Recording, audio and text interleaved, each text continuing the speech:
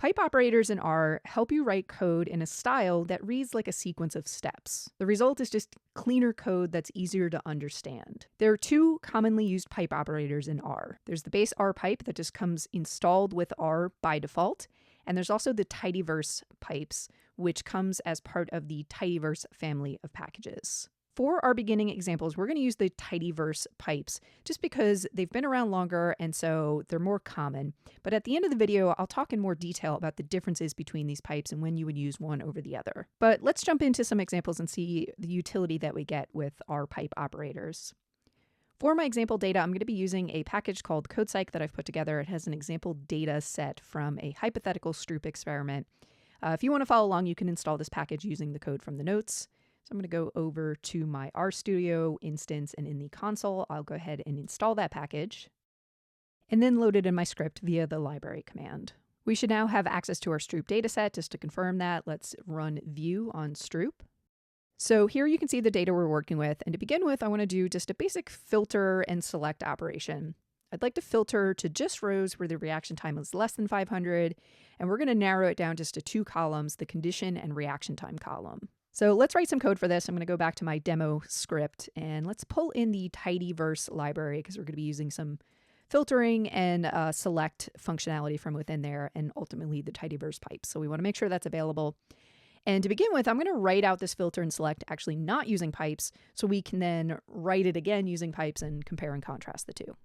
So starting with like the traditional no pipes approach, let's create an object we'll call the results. We'll use the select function, and we need to first pass it the data we want to be selecting. So we're working with the Stroop data set. And then the two columns we want to collect is condition and reaction time. All right, now once we've done that select, we want to take the results of that and we want to filter it where reaction time is less than 500. So I'm going to actually take this function call I've just written and pass it as the first argument to my filter function. So I'm going to say filter, and then there's the first argument, whatever we get back from the select. And then I need as my second argument the criteria of this filter, which is going to be reaction time less than 500. And let's go ahead and just run this, make sure this works as expected. We'll take a look at our results. We can see we've narrowed it down to about 200 rows. We're looking at just condition and reaction time, and all of our reaction times are less than 500. All right, now let's rewrite this using pipes. So once again, I'm going to create an object called results. And then when we're working with pipes, the first ingredient we want to start with is the data we're working with. So in this case, it's going to be Stroop. And then we're going to follow that with the pipe operator. We are starting off with the Tidyverse pipe operator, which looks like this. It's going to be a %, greater than sign, %. And then following the pipe operator, we want to indicate our first function that we want to execute. So we'll start with the select again. Now what's going to happen with the pipe operator is it's going to take whatever value we give to the left of the operator and pass it as the first argument to the function that comes to the right of the operator. So Stroop is going to be passed to select. So we don't have to indicate it like we did in our first example. We can just assume that Stroop is going to be passed to select. And the thing we need to feed it is just the ingredients for that select, which is what columns we want to actually select. Then following that, we're going to use the pipe operator again because we want to take the results of the select, and that's going to be passed to filter. So once again, we'll use our pipe operator. And then we're going to pass whatever results we get from the select over to filter. And then we'll specify our criteria of our filter, which is reaction time less than 500. And once again, we don't have to say Stroop. We don't have to indicate the select. We don't have to do any of that because it's going to get passed just by the fact that this value is to the left of the pipe operator. It gets passed as the first argument to the function that follows it. And just to make sure this is really clear, it's a common convention after each pipe operator to put a line break. So we're going to end up with something like this. We're going to start with our data. We're going to pipe it to our first function. The results of that then gets piped to our second, and in this case, the final function.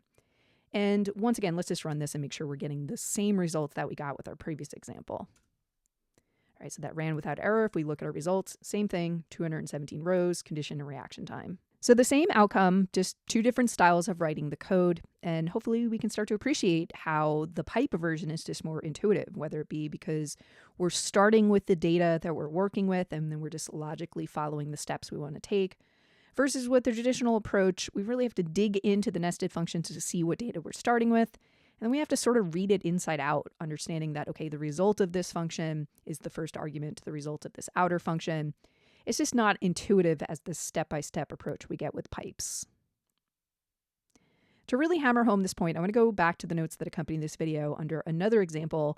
I just have a more advanced sort of data manipulation example where we have multiple steps where we're going to actually create a new column using the mutate function. We're going to filter again. We're going to do some grouping and summarizing. And once again, very clear and intuitive with pipes. We start with the data. We're going to pipe that to our first step, which is the mutation. The results of that get piped to the filter, to the group by, to the summarize. Step by step, we work our way through the process.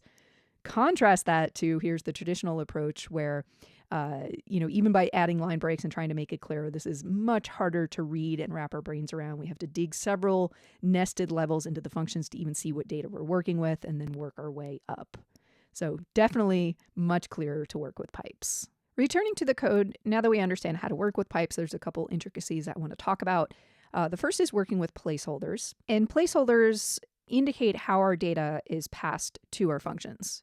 Now, by default, as we saw, most of the time the data is passed just as the first argument to our functions because many functions expect data as the first argument. In fact, just as an example from what we've seen already, let's pull up the help documentation for that select function. So skimming down here, I want to find the usage instructions, and you can see the first argument is data. Many functions work this way, and the pipe operator is going to work based on that assumption of whatever data is to the left of our operator is passed as the first argument to that function. Some functions are an exception to this, though. They aren't expecting data as the first argument, but maybe the second, third, etc. argument. An example of this is things like the linear model function. So I'm just going to pull up the help files for that, LM. And here you can see under usage, the first argument is not data. Instead, it's expecting a formula, and then data is going to be the second argument. So how can we use piping in this sort of situation? Well, let's work up an example. We're going to start with another results object. We're still going to be passing our stroop data. We'll invoke our LM function. I'm going to go ahead and work up a formula we'll pass for the first argument. So we'll say reaction time to condition. And then the way we're going to get data to go as the second argument is via a placeholder.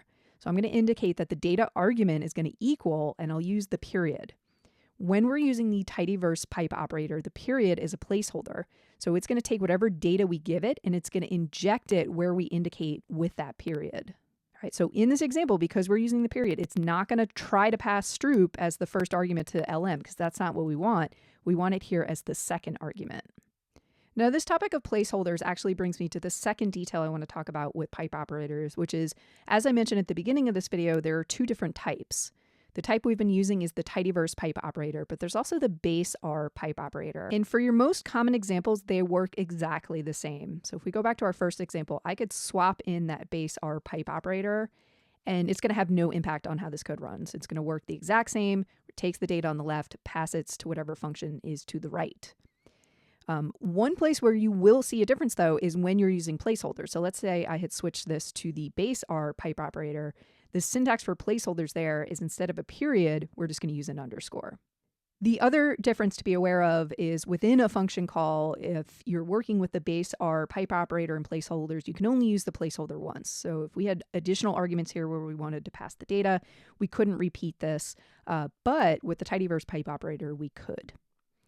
And that's, probably the only concrete deciding factor of when you would use one or the other is, let's say you had to use multiple placeholders, then you are restricted to the Tidyverse pipe operator. Otherwise, they're pretty interchangeable and they're both commonly used. Tidyverse pipe operator was introduced longer ago in 2014, so it's been around longer, therefore you might see it in more code.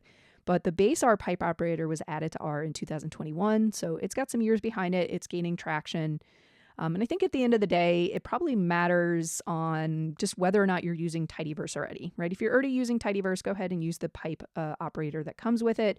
Whereas if you don't want to deal with additional packages that maybe you're not using in other places, then go ahead and use the base R pipe operator. It's already built in, it's simple enough to use, and it'll get the job done.